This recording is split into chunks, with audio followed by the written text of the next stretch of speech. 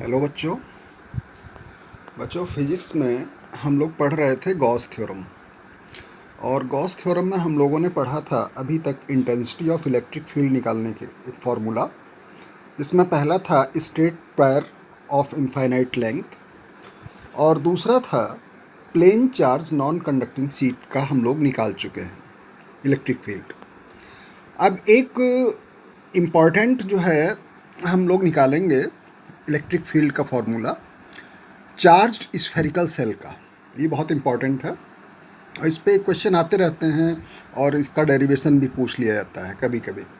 तो Gauss theorem का जो स्टेटमेंट है वो तो आपको रटना ही पड़ेगा और उसके साथ में ये या तो डेरिवेशन दे देते हैं या फिर जो है एप्लीकेशन में से कोई एक दे देंगे और उसको आपको जो है फार्मूला इलेक्ट्रिक फील्ड का निकालना है। तो इसके लिए आप लोगों का जो इसकी हेडिंग है वो भी ध्यान रखनी होगी। तो हमने अभी तक दो चीज़ें पढ़ी हैं, एक तो स्ट्रेट वायर का जो इलेक्ट्रिक फील्ड निकालना था straight wire of infinite length का, और दूसरा है plane charge non conducting sheet का। अब हम ये तीसरा पढ़ने जा रहे हैं चार्ज स्फेरिकल सेल का। बच्चों इसमें देखिए, जैसे मान लीजिए कोई ये स्फेरिकल सेल है, ये चार्ज्ड स्फेरिकल सेल है। इस पे मान लीजिए कि प्लस क्यू चार्ज चारों तरफ से जो है यूनिफॉर्मली डिस्ट्रीब्यूटेड है और इस सेल के सेंटर से आर डिस्टेंस पर कोई पॉइंट पी है। यहाँ पर इस सेल के बाहर इस जगह पे आपको इलेक्ट्रिक फील्ड कैलकुलेट करना है। तो इसके लिए आप लोगों ने इस पॉइंट से होकर जाने वाला एक सरफेस ड्रॉ कर लिया जो कि इस सेल के चारों ओर है। तो चूंकि ये स्फेरिकल सेल है तो ये जो गॉसियन सरफेस होगा वो भी स्फेरिकल होगा। और आप जानते हो कि जो गॉसियन सरफेस होता है वो स्फेरिकल हो सकता है, सिलिंड्रिकल हो सकता है, क्यूबिकल हो सकता है ना। तो आपको देखिए इसमें तीन जगह पर इलेक्ट्रिक फील्ड निकालना होगा। एक तो इस सेल के बाहर, ये जैसे पॉइंट पी हमने यहाँ पे कंसीडर किया है जो कि सेंटर से इस सेल के सेंटर से आर डिस्टेंस पर है, और ये जो सेल है इसकी रेडियस है कैपिटल आर। ठीक है, तो एक तो इलेक्ट्रिक फील्ड आपको निकालनी है पी पॉइंट पर जो कि सेल के बाहर है। ठीक है, दूसरे इलेक्ट्रिक फील्ड निकालनी है आपको इस सेल के सरफेस के ऊपर, और तीसरा आपको निकालना है इस सेल के अंदर की साइड, जैसे यहाँ पे हमने एक लिया है पॉइंट पी डैश। तो तीन जगह आपको इलेक्ट्रिक फील्ड कैलकुलेट करना है।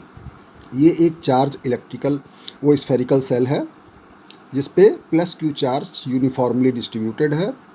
इस सेल के बाहर कोई पॉइंट पी है जो कि इस सेल के सेंटर से आर डिस्टेंस पर है, स्मॉल आर डिस्टेंस से।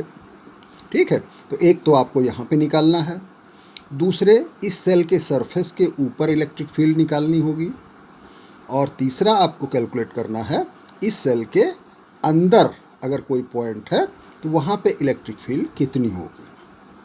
तो हम लोग बारी बारी से इसकी निकालते हैं, कैलकुलेट करते हैं। तो सबसे पहले है एट एन एक्सटर्नल पॉइंट, यानी इस सेल के बाहर कोई पॉइंट आपने ले लिया। तो सबसे पहले पी पॉइंट से होकर जाने वाला एक गॉसियन सरफेस आप ड्रॉ कर लीजिए। ये बाहर वाला गॉसियन सरफेस है और इस पर आप एक स्मॉल एरिया एलिमेंट ले लीजिए डी एस। सपोज करो ये पूरा जो एरिया है, ये सरफेस जो है, सरफेस एरिया इसका एस है। तो यहाँ पे स्मॉल एलिमेंट का जो एरिया होगा, एरिया एलिमेंट, वो डी एस हो जाएगा। ठीक है, ये आपका सर्कुलर उसमें है स्फेरिकल। तो यहाँ पे जो इलेक्ट्रिक फील्ड का डायरेक्शन होगा वो बाहर की ओर होगा क्योंकि यहाँ पे प्लस क्यू चार्ज है, और डी एस का जो डायरेक्शन होगा इसके ई के पैरेलल होगा। तो ई और डी एस दोनों एक दूसरे के पैरेलल हैं, तो इनके बीच का जो एंगल होगा वो थीटा इक्वल टू 0 होगा। तो इस वजह से यहाँ पे vector E dot vector D S ये हो जाएगा E D S cos theta equal to E D S cos 0, यानी ई डी एस के इक्वल। ठीक है, तो ये तो जो आपने यहाँ पे ड्रॉ किया है उसके बारे में सब लिखा हुआ है। मेन आपका डेरिवेशन यहाँ से स्टार्ट होता है। अब हम लोग जो है फ्लक्स निकालेंगे। सो द फ्लक्स फिगर आप देख लीजिएगा ड्रॉ करके। The flux through the entire Gaussian surface phi E equal to, ये सरफेस इंटीग्रल है, क्लोज्ड सरफेस इंटीग्रल, ठीक है। यहाँ पे ध्यान दीजिएगा, ये फाई ई है, ये सरफेस इंटीग्रल है। E D S equal to, vector हट जाएगा, तो ये हो जाएगा, ई बाहर आ जाएगा।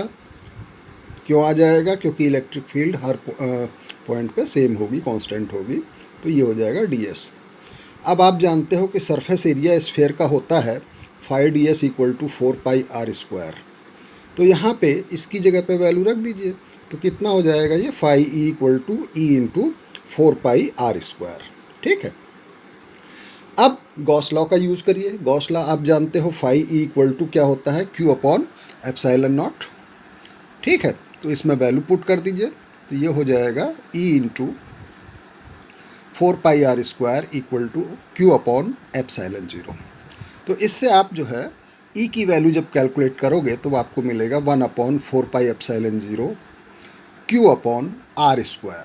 यहाँ पे देखिए चार्ज जो है यूनिफॉर्मली डिस्ट्रीब्यूटेड है, यानी कांस्टेंट होगा, और ये कांस्टेंट है ही है। तो इसका मतलब क्या है कि जो इलेक्ट्रिक फील्ड है वो r² के इन्वर्सली प्रोपोर्शनल होगा, ठीक है। और जो स्मॉल r की वैल्यू है वो सेल के रेडियस से ज़्यादा है, ठीक है बच्चों। तो यहाँ पे ये जो इलेक्ट्रिक फील्ड होगी वो मिनिमम होगी। अब देखिए सरफेस चार्ज डेंसिटी आपको मैंने बताया था कि सिग्मा इक्वल टू होता है Q अपॉन ए। ए का मतलब एरिया से है, यहाँ पे हमने S लिया है, तो Q अपॉन S, ठीक है। तो Q इक्वल टू हो जाएगा सिग्मा S। अब इस वैल्यू को आप यहाँ पे रख दीजिए Q की जगह पर, ठीक है। तो ये कितना हो जाएगा, E इक्वल टू 1/4πε0, Q की जगह सिग्मा S हो जाएगा अपॉन r², ठीक। S क्या है, सरफेस एरिया, और इसकी जगह पे आप रख सकते हो 4πr²। तो ये 4π कैंसिल हो गया, तो बचेगा sigma upon r², sigma upon r², और ये एप्सिलॉन 0, और यहाँ कैपिटल r²।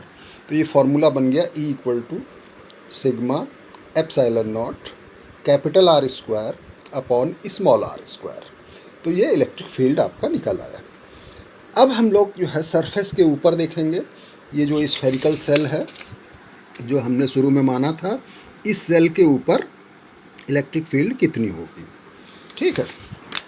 तो देखिए जब हम यहाँ पे कोई पॉइंट लेंगे इस सेल के ऊपर, तो ये जो डिस्टेंस है, सपोज करो आपने यहाँ ले लिया, तो ये जो डिस्टेंस होगी ये वाली, यानी स्मॉल r, वो कैपिटल R के बराबर हो जाएगी।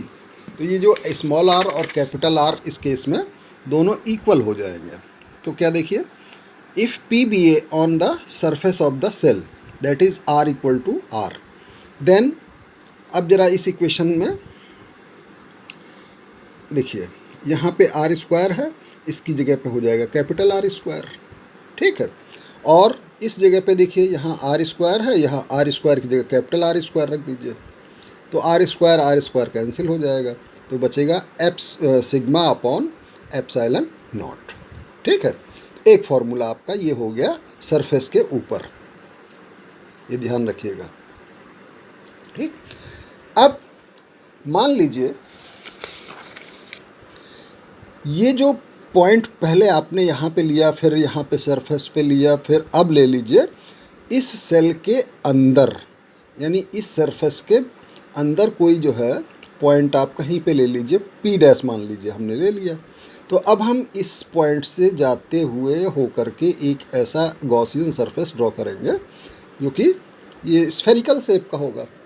तो अब यहाँ पे देखिए, यहाँ पर आपको क्या दिखाई पड़ रहा है, तो ये जो आपका कंसेंट्रिक स्फेरिकल सरफेस जो होकर जाएगा वो गॉसियन सरफेस हमने लिया। तो चूँकि यहाँ पर कोई भी चार्ज नहीं है, अंदर सेल के अंदर कोई चार्ज नहीं है, since this surface enclose no charge, therefore at P' Q equal to 0। जब कोई चार्ज नहीं होगा तो Q इक्वल टू 0 होगा, और जब Q इक्वल टू 0 होगा तो E इक्वल टू 0 होगा, यानी सेल के अंदर जो इलेक्ट्रिक फील्ड होगी वो 0 होगी, ठीक है। सेल के बाहर जो इलेक्ट्रिक फील्ड होगी वो E इक्वल टू 1/4πε0 Q/r² होगा और ये मिनिमम होगा। सेल के सरफेस के ऊपर E इक्वल टू 1/4πε0 Q/R² होगा और ये मैक्सिमम होगा, ठीक है। और सेल के अंदर ये 0 होगा। तो इस तरीके से सेल के तीनों जगह पर, बाहर, अंदर और सरफेस पे, हम लोगों ने इलेक्ट्रिक फील्ड कैलकुलेट किया है। अब इसकी प्रैक्टिस आप कर लीजिएगा। इसमें तो 3 चीज़ें आप लोगों ने पढ़ी हैं मेन रूप से। पहला है straight wire, uniform straight wire. दूसरा है सीट, नॉन कंडक्टिंग सीट। और तीसरा है चार्ज स्फेरिकल सेल। तो ये गॉस थ्योरम बच्चों ये कंप्लीट हुआ और इसी में से एक एप्लीकेशन आपको मिल जाएगी। तो इसमें आप लोगों ने जो अभी पढ़ा है वो 4 चीज़ें पढ़ी हैं। एक तो गॉस थ्योरम का स्टेटमेंट विद प्रूफ, दूसरे इसकी 3 एप्लीकेशन इसमें पढ़ी हैं। अब एक दो इसमें आप देखिएगा कि जैसे चार्ज कंडक्टर है, ठीक है, तो उसमें इलेक्ट्रिक फील्ड कितनी होगी, या पैरेलल जो है कंडक्टिविटी सीट है तो उसकी क्या होगी, ठीक। तो ये करके प्रैक्टिस करिएगा और फिर अगली टॉपिक से हम लोग पोटेंशियल शुरू करेंगे। Thank you.